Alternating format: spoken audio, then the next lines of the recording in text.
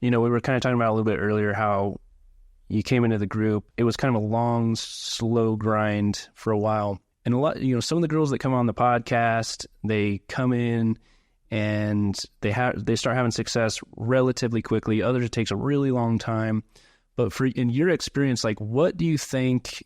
Is it, time management? What is the kind of like the hardest factor or the hardest thing about OnlyFans in general? In terms of the marketing or the actual work on the platform, or all of it? Yeah, I would say just, out of all the various components, whether it's the marketing side or kind of the back end, talking to fans, doing this, what would you say is kind of the biggest or the biggest obstacle that makes the whole thing difficult for you?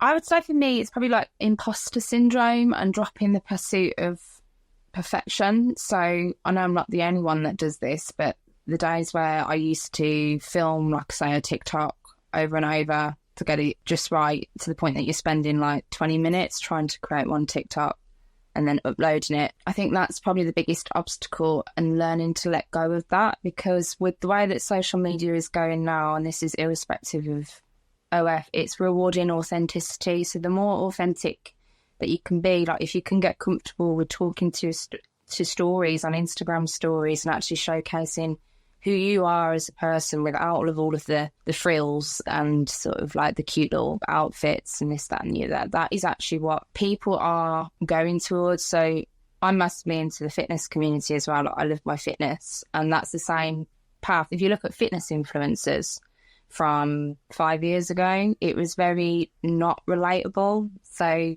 and now what we're seeing is that people want to follow people that give sort of relatable advice, and they're just like normal people. But to get to that point, you have to be comfortable with being vulnerable and putting that on social media for the world to see. I think that's the hardest thing, because it is a vulnerable thing to sort of let people in past the facade of just sort of dancing around, doing a cute dance and everything, on who you actually are, like the roots of who you are.